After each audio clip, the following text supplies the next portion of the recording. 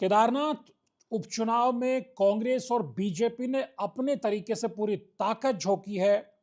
Voting का जिस तरह का लोगों का रिस्पांस भी आ रहा है, 23 को नतीजे आने वाले हैं। केदारनाथ उपचुनाव कांग्रेस के लिहाज से कितना महत्वपूर्ण है, विपक्ष के लिए कितना महत्वपूर्ण है, इस पर हम आज बात करेंगे। हमारे साथ नेता विपक्ष यशपाल आर्य हैं, उनसे समझने की कोशिश करेंगे क्योंकि वो लगातार कैंपेन के मोर्चे पर केदारनाथ में डटे रहे हैं।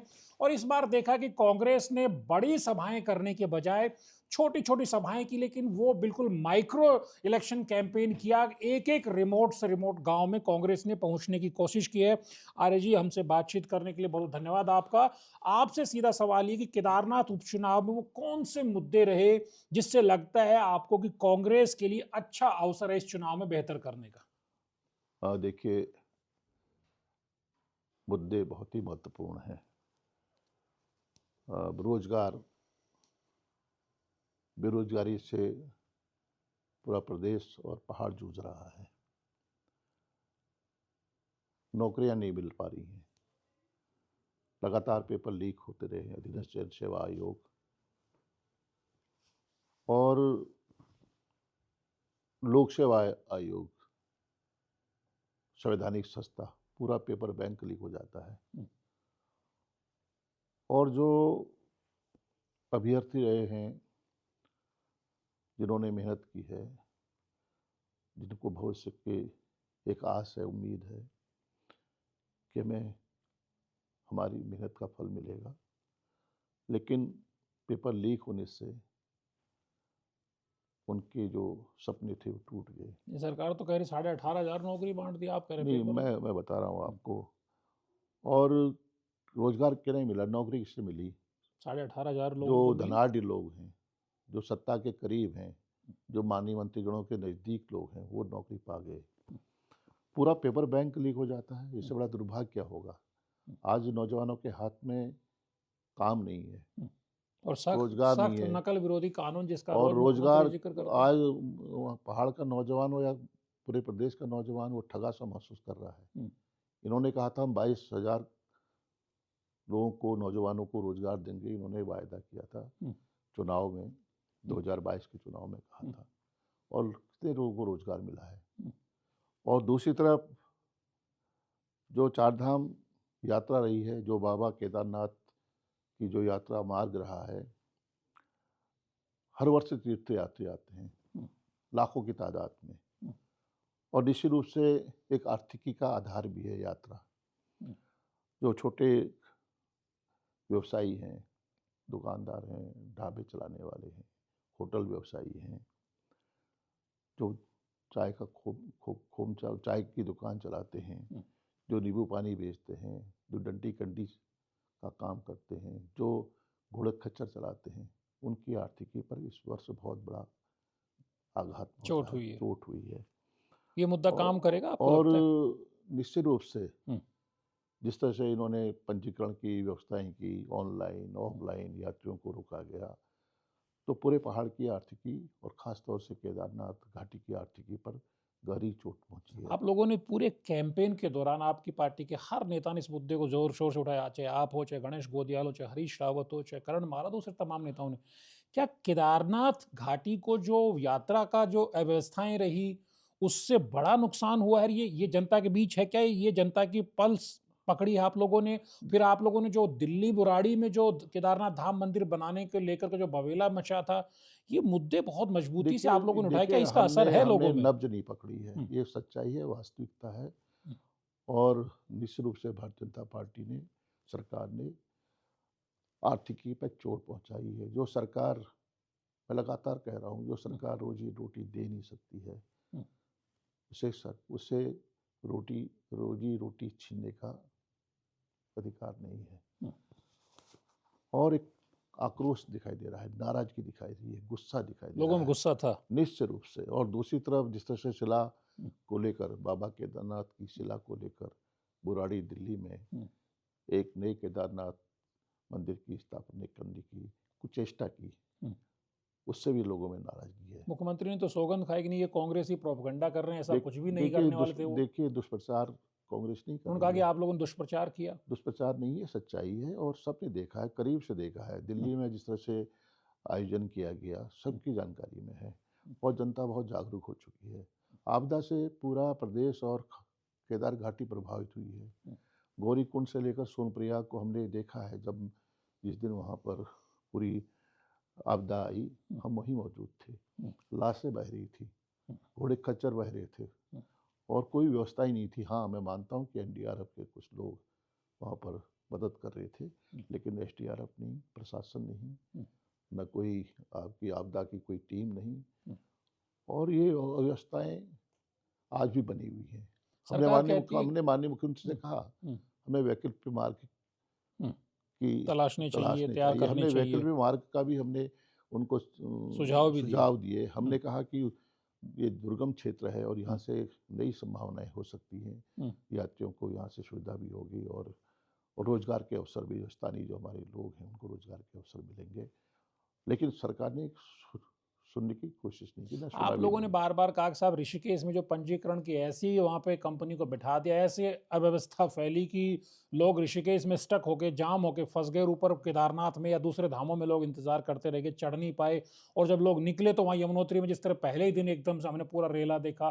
तो क्या लगता है कि सरकार प्लान नहीं कर पाई कि इतना बड़ा क्राउड आना था, वो उस मौके को भुना नहीं पाई? ये वजह कि कहाँ तो हम 80 लाख लोगों को बुलाने की बात कर रहे थे, कहाँ हम 40, 45, 50 से नीचे रह गए। देखिए, अव्यवस्थाएं लगातार बनी रही और कोई इनके कोई अ, अधिकारियों के हाथों में सौंप दिया गया और पूरी तरह सरकार अधिकारियों पर निर्भर रही है। लेकिन अधिकारियों की बेरुखी कहिए, अव्यवस्थाओं का जाल बिछता गया और ऋषिकेश से लेकर हरिद्वार में तीर्थयात्री को रोक दिया गया। उससे निश्चित रूप से यात्रा प्रभावित भी हुई और भारी आर्थिक को नुकसान भी पहुंचा। चाहे मुख्यमंत्री हो, चाहे बीजेपी के नेता हो या सरकार के मंत्री, सबका कहना है कि कांग्रेस जानबूझ करके दुष्प्रचार कर रही है, मंदिर के नाम पे, आपदा के नाम पे, यात्रा के नाम पे, विकास पे बात नहीं कर रही है। क्या ऐसा है, आप लोगों ने विकास क्या पे बात नहीं क्या की? विकास का एजेंडा भाजपा का विकास का एजेंडा है? क्या ये सर्वत्र संभाव की बात करती है? क्या सरकार ने आपदा से प्रभावित क्षेत्रों में कहीं पुनर्निर्माण की बात कही है? क्या पुनर्स्थापना के काम हुए हैं? क्या मुआवजा दिया गया है? क्या बुनियादी ढांचा मजबूत हुआ है? सड़कें गड्ढों में पड़ी हुई हैं, गड्ढों से पटी पड़ी हैं और जो बुनियादी सवाल हैं आज भी खड़े हैं। न अस्पताल हैं, न डॉक्टर। अस्पताल ही नहीं है तो डॉक्टर कहाँ से होंगे? हेली सर्विस भी जब सरकार कह रही है, हेली सर्विस बना रहे हैं। माननीय हरीश राव जी की जब सरकार थी, उस दौर में वहाँ पर पॉलिटेक्निक कॉलेज खोला गया, आज वो आधा अधूरा है। डिग्री कॉलेज की स्थापना के लिए धनराशि अवमुक्त हुई, उसमें पैसा जारी तो हुआ कुमाऊं लेकिन काम नहीं हुआ। में एम्स ऋषिकेश का सैटेलाइट सेंटर नहीं बन रहा? क्या हेली सर्विस देखिए, नहीं जब चल रही है आपका क्या? देखिए आज भी कई मिलों से हमारी बहनें प्रसव काल, जब प्रसव काल होता है उस वक्त वहाँ स्थानीय जो अस्पताल है वहाँ जाती हैं, वहाँ सुविधाएं नहीं मिलती हैं, उनको रेफर किया जाता है, रेफरल सेंटर बन गए हैं, उनको ऋषिनगर भेज दिया जाता है या फिर ऋषिकेश। तो ये विडंबना है। इससे क्या भाजपा की प्रचंड बहुमत की सरकार को नहीं सोचना चाहिए था? आज इनको केदारनाथ यात्रा, केदारनाथ के चुनाव में याद आ रही है वहाँ की आवाम की। जनता सबक सिखाएगी निश्चित रूप से। लेकिन जिस अंदाज में टिकट से पहले जो कांग्रेस में बहुत ज्यादा सिरफुटबल दिखाई दे रही थी, कहीं हरक सिंह रावत जी दावेदारी कर रहे थे, कहीं मनोज रावत की दावेदारी तो थी ही, उसके अलावा बहुत सारे लोग टिकट मांग रहे थे। लेकिन टिकट बंटने के बाद इस बार एक खास चीज देखी गई, और आपके विरोधी भी यानी बीजेपी के भीतर भी चर्चा, कैसा क्या हुआ कि कांग्रेसी दिग्गज नेता, चाहे फिर यशपाल आर्य हों, चाहे हरीश रावत हों, हरक सिंह रावत हों, प्रीतम सिंह हो, करण मारा हो, गणेश गोदेव, सारे, और बाकी और भी कुमाऊं के गढ़वाल के दूसरे नेता लोग, आप लोग सारे लोग मोर्चे पे डटे रहे। लगता है मंगलोर और बद्रीनाथ की जीत के स्वाद को चक्कर अब आप लोगों को लग रहा है कि केदारनाथ भी ले रहेंगे, ऐसा है क्या? निश्चित रूप से देखिए, कांग्रेस के सभी वरिष्ठ नेता और पूरा कांग्रेस परिवार, बद्रीनाथ में हमें जीत हासिल हुई, सबके प्रयासों से, जनता का भरोसा निश्चित रूप से बद्रीनाथ की जनता ने हम पर किया। मंगलौर में हमें जीत मिली, बड़ी जीत मिली और वही जीत की ओर हम केदारनाथ विधानसभा उपचुनाव में हम जीत की ओर बढ़ रहे हैं। और जिस तरह का माहौल है और जिस तरह से वहाँ की आवाम ने, जनता ने मन बना लिया है बदलाव का, सबक सिखाने का, निश्चित रूप से सबक सिखाने का, अहंकार में डूबी हुई सरकार को इस चुनाव में पराजित करने का संकल्प लिया है। मेरा बद्रीनाथ और मंगलौर में जब वोटिंग हो गई थी, वोटिंग के बाद काउंटिंग नहीं हो पाई थी, उसी दौरान मैं बीजेपी दफ्तर में बैठा हुआ था, कुछ नेता बैठे हुए थे। एक बीजेपी के विधायक भी आए, वो उन्होंने अपने बद्रीनाथ के कैंपेन के अनुभव बताए। उन्होंने बीजेपी के नेताओं से कहा कि हमको थोड़ा सा जो दलित वोटर है उसके पास और जाना चाहिए। वो लोकसभा चुनाव के बाद से राहुल गांधी के का जो जो पोस्चरिंग हुई है दलित वोटर को लेकर के, SC ST को लेकर के, उसके बाद हमें थोड़ा सा दलित वोटर्स के पास और ज़्यादा जोर से जाना चाहिए। तब उस वक्त उसको उतना हल्के में लिया गया। मैंने देखा वहाँ 20-25 लोग बैठे हुए थे, बहुत ज़्यादा गंभीरता नहीं दिखाई। लेकिन जब हमने देखा बद्रीनाथ के नतीजे आए और मंगलौर के नतीजे आए, तो कहाँ मंगलौर BSP की सीट थी, दलित बड़ा काडर वोट BSP का था, वो टूट के कांग्रेस की तरफ आ गया, कांग्रेस वो सीट दी जाती है। और बद्रीनाथ में भी हमने देखा पहाड़ से मैदान तक लोकसभा चुनाव के बाद खास तौर पर उसमें भी दिखाई दिए सेंटिमेंट कि दलित बड़ा वोट का चंक है वो इस वक्त कांग्रेस के साथ जा रहा है। देखिए, हमेशा जो हमारा अनुसूचित जाति समाज का के मतदाता है, वोटर है, हमेशा कांग्रेस पर विश्वास व्यक्त किया है और कांग्रेस को मजबूत करने में अनुसूचित जाति समाज की बहुत बड़ी भूमिका है। ये परंपरागत वोट है और कांग्रेस ने अनुसूचित जाति समाज के उत्थान के लिए, उनके उन्नयन के लिए, उनकी आर्थिकी को मजबूत करने के लिए, उनको मुख्यधारा में लाने के लिए बहुत काम किए हैं। और भारतीय जनता पार्टी चुनाव के दौर में अनुसूचित जाति के मतदाताओं को रिझाने का काम करती है। मैं अभी 10 दिन रहा हूँ, खासतौर से अनुसूचित जाति क्षेत्रों में। आज भी बदहाली है, बेकारी है और जो विकास की जो बुनियाद कहीं हमने डाली थी, आज वो ध्वस्त होती दिखाई दे रही। न स्कूल हैं, न रास्ते हैं, न रोजगार है और न वहाँ कोई जाना चाहता है। और जो हमारे कल्याणकारी कार्यक्रम कांग्रेस ने शुरू किए थे, आज वो सब ठंडे बस्ते में डाल दिए गए। स्पेशल कंपोनेंट प्लान के जरिए हम सड़कें बनाते हैं, हम विद्यालय खोलते हैं, हम पेयजल योजनाओं को स्वीकृत करते हैं और हम विभिन्न जो कल्याणकारी योजनाएं हैं उसको लागू करते हैं। लेकिन आज स्पेशल कंपोनेंट प्लान का पैसा ही इन्होंने कम कर दिया है, छात्रवृत्ति नहीं मिल रही है हमारे बच्चों को। तो तमाम बातें हैं। भाजपा का कहीं भी अनुसूचित जाति का वोटर कभी भाजपा का रहा ही नहीं।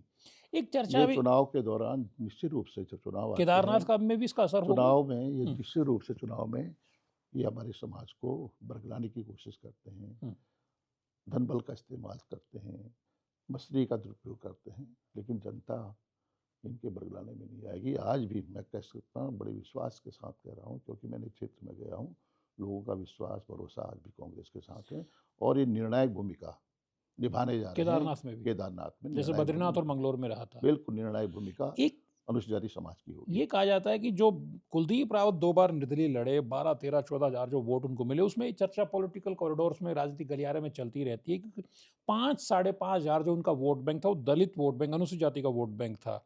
क्या ये vote bank Kuldeep Rawat BJP में ट्रांसफर करा पाएंगे, या आपको लगता है कि ये मैक्सिमम वोट अब वापस कांग्रेस में आ सकता है? क्योंकि ये बहुत निर्णायक देखिए, वोट जो होने वाला है आपने इस कहा चुनाव में, कि ये बहुत करीबी मुकाबला है कुलदीप रावत केदारनाथ में। जी को 4-5 हजार वोटर मतदाताओं ने, अनुसूचित जाति के मतदाताओं ने समर्थन दिया। ऐसा उनके पास चर्चा में रहता है। लेकिन ऐसा कहीं कतई नहीं है। ओके। उन्हें सर्व समाज का वोट मिला। लेकिन मैं आपसे स्पष्ट रूप से कहना चाहता हूं कि ये कांग्रेस का परंपरागत मतदाता है।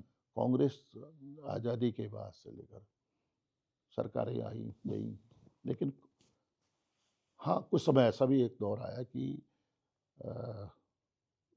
हमारे समाज के लोगों ने, और चाहे बहुजन समाजवादी पार्टी है, BSP है, उधर भी वो वोटर एक शिफ्ट हुए थे। उम्मीद के साथ कि भाई हमें मदद होगी, हमारी सुनवाई होगी। लेकिन आखिरकार आज की जो स्थिति है, पहाड़ हो या तराई हो, भाबर हो, अनुसूचित जाति समाज कांग्रेस के साथ निश्चित रूप से, मैं आपके समक्ष ये बात पूरी गंभीरता से कह रहा हूँ कि आज भी हमारे अनुसूचित जाति का मतदाता जो केदारनाथ का उपचुनाव हो रहा है, निर्णायक भूमिका निभाएगा और कांग्रेस के पक्ष में मतदान करेगा। लगातार ये कहा जा रहा है कि आप लोग हिट एंड रन करते हैं, आप लोगों ने कहा कि केदारनाथ में गर्भगृह से सोना चोरी हो गया, सोना पीतल बन गया, सोना तांबा बन गया, फिर आप लोग कहते हैं कि वहाँ गाड़ियों में शराब बांटी जा रही है। बीजेपी कह रही है कि उल्टा चोर कोतवाल को डांटे, आप लोग सनातन को नुकसान पहुंचाने वाले, आप लोग शराब और दूसरे संसाधनों का इस्तेमाल करने वाले और बदनाम हमें कर रहे हैं, सबूत कुछ आप लोगों के पास होता नहीं है। तो क्या इस चुनाव में इस तरह से कांग्रेस लड़ी है क्या? अब देखिए, हमने कहा 228 किलो सोना चोरी हम्म, बद्रीनाथ केदारनाथ में चोरी हुआ। हम इस बात को आज भी कर रहे हैं और इन्होंने कहा कि कांग्रेस झूठ बोल रही है, केदारनाथ में कोई सोना चोरी नहीं हुआ मंदिर। लेकिन अब मंदिर समिति कह रही है कि हाँ, कुछ सोना चोरी हुआ है। कौन कह रहा है? मंदिर समिति कह रही है, भाजपा के नेता कह रहे हैं, भाजपा के मंत्रीगण कह रहे हैं। हम्म। तो इसका मतलब है कि हम जो कह रहे थे उसमें सच्चाई कहीं ना कहीं सच्चाई थी। आज भी हम अपनी बात पर कायम हैं कि बाबा केदारनाथ की पवित्र मंदिर से जो सनातन धर्मी हैं, जो सनातन धर्म के गुणगान करते हैं, जो धर्म पर अपना पूरा एकाधिकार मानते हैं, हमारा ही धर्म के ठेकेदार हैं जो लोग, जो इस तरह का कृत्य कर सकते हैं, जो बाबा केदारनाथ के पवित्र मंदिर से सोना चोरी कर लेते हैं, क्या बाबा केदारनाथ उनको माफ़ करेंगे? माफ़ नहीं करेंगे, उनको सज़ा मिलेगी। और निश्चित रूप से मेरा मानना है कि इस चुनाव में, निश्चित रूप से चुनाव में भाजपा परास्त होगी। और जो कितना ही आरोप लगा लें, जैसा आपने कहा कि शराब, चोपता में शराब पकड़ी जाती है। बीजेपी तो कह रही है वो आप लोगों ने उनकी हाँ गाड़ी में हाँ रख दी। हाँ, प्लांट किया कह रहे हैं ना। आप लोगों ने प्लांट कर दिया। हाँ, प्लांट कर दिया कह रहे हैं। सरकार उनकी है, प्रशासन उनका है। और जब गाड़ी में शराब पकड़ी जाती है तो हमारे माननीय विधायक विक्रम सिंह नेगी हैं, हमारे मनोज तिवारी हैं, हमारे मदन बिष्ट हैं, हमारे उम्मीदवार मनोहर रावत जी हैं, सभी कार्यकर्ता जाते हैं और वो प्रदेश कार्य समिति के सदस्य की गाड़ी होती है। अगर ये कोई षड्यंत्र था हमारा, तो भाजपा को ने मुखर होकर उस रात को क्यों आवाज़ नहीं उठाई? क्या भाजपा के नेताओं के संज्ञान में बात नहीं आई? क्या भाजपा ने एफआईआर क्यों दर्ज करने दी? क्या भाजपा की सरकार और किसी व्यक्ति पर किसी गाड़ी से शराब बरामद होती है और एफआईआर दर्ज हो जाती है, गाड़ी सीज हो जाती है, और वो लोग कौन हैं? तो निश्चित रूप से भाजपा इन केन प्रकारेण इस चुनाव को जीतना चाहती है। और जैसा आपने कहा, उल्टा चोर कोतवाल को डांटे, ये झूठ बोलने में माहिर हैं। और निश्चित रूप से इस चुनाव में इनके कोई भी इस तरह के धन बल का इस्तेमाल, सरकारी मशीनरी का दुरुपयोग, चाहे कुछ भी करें, जनता इनको परास्त करेगी, इनको पराजित करेगी। और चुनाव में निश्चित रूप से ये बदलाव दिखाई देगा और कांग्रेस के पक्ष में निश्चित रूप से मेरा मानना है कि हम लोग चुनाव में कामयाब होंगे। यानी आप लोग आश्वस्त हैं कि 23 को नतीजे आपके पक्ष में आएंगे? देखिए, जो माहौल देख रहे हैं, मैं कई दिनों से वहाँ रहा हूँ, माहौल भी है और लोगों में उत्साह भी है और लोग बदलाव चाहते हैं। अहंकार, घमंड से चूर सरकार को बदलाव चाहते हैं, जिससे कोई सरकार को कोई फर्क नहीं पड़ना, सरकार गिरने वाली नहीं है। लेकिन एक संदेश निश्चित रूप से भारतीय जनता पार्टी के खिलाफ जा रहा है। निश्चित रूप से केदार घाटी की महान जनता एक संदेश देना चाहती है कि अगर आप लोगों ने गलत फैसले लिए, आपने गलत निर्णय लिए, आपने जनविरोधी फैसले किए, तो जनता जवाब देगी, मुखर होकर जवाब देगी। इस बात का संकेत दिखाई दे रहा है। हमसे बातचीत करने के लिए बहुत बहुत धन्यवाद। जी, आपका बहुत बहुत धन्यवाद। तो सुना आपने, नेता प्रतिपक्ष यशपाल आर्य का अपना दावा है कि केदारनाथ चुनाव से जनता धामी सरकार को, प्रदेश की भाजपा सरकार को एक बड़ा संदेश देने वाली है। देखना बेहद दिलचस्प होगा जब 23 को नतीजे आएंगे तो ईवीएम से किसके पक्ष में जीत और किसके पक्ष में हार दिखाई देती है। द एजेंडा की वीडियोज को लाइक कीजिए, शेयर कीजिए, चैनल को सब्सक्राइब करना मत भूलिए। नमस्कार।